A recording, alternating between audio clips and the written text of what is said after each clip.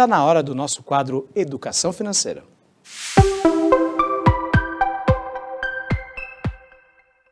Muito bem, para falar sobre educação financeira, estou com a Juliana Lima. Tudo bom, Ju? Thiago, como vai? tudo Boa bom? tarde.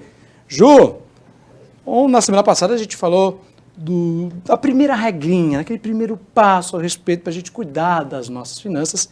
E hoje teremos o segundo passo, não é isso? Exatamente. Boa tarde mais uma vez. Boa tarde. Na verdade, a gente vai continuar com o primeiro, porque o assunto ele é extenso e a gente ainda não acabou as divisões de como a gente deve relacionar as nossas metas. Então, eu vou fazer uma observação para o telespectador. Regra 1.1, isso pode? Pode, essa então, pode. tá vendo? Essa Regra pode. 1.1. Com toda Muito bem. certeza. A gente vai colocar aqui no VT. Fica à vontade, Ju.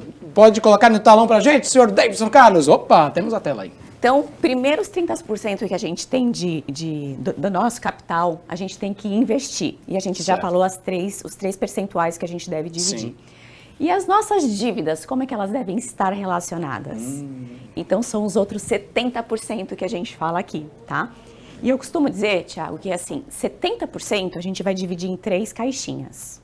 Lembra? A gente está falando das 3 caixinhas. Certo. 55% são todos os gastos essenciais.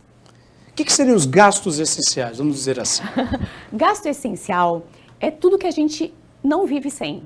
Então, a gente fala de conta de água, de luz, tá. de aluguel, de IPTU. E o que a gente tem que pensar? Se a gente começar a relacionar todos os nossos gastos, a importância de relacionar todos os nossos gastos é porque quando a gente olha para ali, a gente vê que aquilo talvez não seja tão essencial assim. E aí é onde gera a maior discrepância, porque a gente não percebe onde a gente está gastando. Por isso, a gente relaciona todas as nossas despesas e categoriza ela por essencial, né? Então, essencial, eu tenho que estar dentro de 55% de tudo que eu ganho. As pessoas literalmente esquecem ou meio que deixam de lá, conta de água, de luz, eu dou um jeito de pagar. E não é assim. Não é assim. Então, a gente tem que tudo. Então, com aluguel, todas as contas que são realmente essenciais para a gente viver. Então, até a alimentação, Sim. né, o cafezinho da tarde, a gente precisa relacionar absolutamente tudo, tá bom? Certo. E categorizar como essencial. 5% é educação contínua.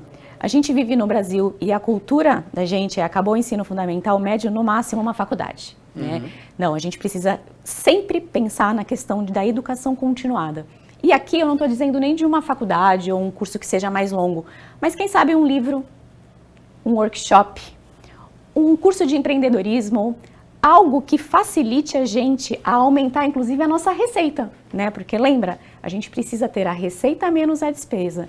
Então, são os cursos que vão trazer essa capacitação, né? Eu posso ter um cargo melhor onde eu mesmo trabalho, ou ter uma renda extra através dessa minha própria capacitação. Então, por isso que a educação continuada, ela não pode deixar de existir. Não é bem um gasto, é um investimento. Também. É um investimento, Também. né? E um detalhe, se faculdade ou a escola dos filhos forem essenciais, eles têm que estar lá nos 55%. Muito bem. Boa diferença. Boa. Vou marcar isso aqui que é muito importante. Tem que estar nos 55%. Tem que estar. Muito bem, Ju. E o próximo, o que é esse 10%? O que significa esse prêmio? Essa parte você vai gostar. Opa, isso Porque assim, se você cumpriu 90% de tudo, né? Se você colocou lá, separou as suas receitas, separou as suas despesas e você conseguiu cumprir com tudo, você tem 10% de gratificação, inclusive para um consumo não programado. Mas o que a gente tem que lembrar aqui, Thiago, basicamente lembra, eu ganhei, cumpri e depois eu vou gastar. Certo. Então, se eu conseguir cumprir com os 90%, 10%, eu posso realmente me dar de benefício a fazer o que eu quiser. Exatamente.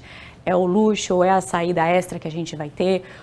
E aí o interessante é o seguinte, às vezes quando a gente não tem esse luxo, a gente pode ir mandando para outras caixinhas, mas a gente vai falando isso nas próximas vezes. Eu gostei desses 10%. O problema, Júnior, eu vou falar a verdade para você. Tá difícil de segurar esses 10%, viu? Porque ultimamente eu ando gastando e eu acredito que as pessoas em casa também têm um pouco de dificuldade de ter esses 10%, vamos dizer assim, de sobra. Como fazer para que as pessoas consigam essa sobra? Tem que se organizar desde o passo a passo lá da semana passada, desde aqueles 30%, hoje está nos 70%, mas tem que começar lá. O passo a passo começar lá. verdade, o primeiro, a lição de casa, eu inclusive tenho recebido muito retorno do pessoal de casa, é uma grande satisfação, inclusive, mas você precisa relacionar. Aquela selfie da vida financeira, que é o que a gente deve falar na próxima semana, ela é extremamente importante.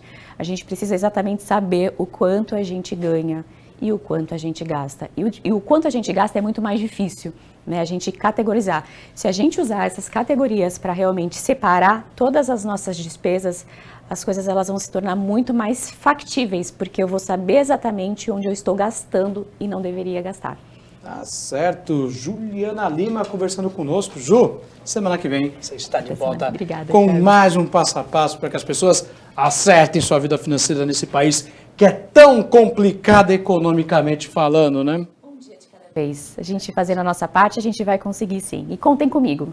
É isso aí. Pessoal, participação da Juliana Lima, Educação Financeira, desta quarta-feira, daqui a pouquinho disponível nas nossas redes sociais e no nosso canal no YouTube. Acesse youtube.com/Jornal Litoral e reveja a entrevista da Juliana Lima. Na verdade, não é uma entrevista não, participação da Juliana Lima no quadro Educação Financeira. Lembrando também, reforçando, já que estou falando do YouTube,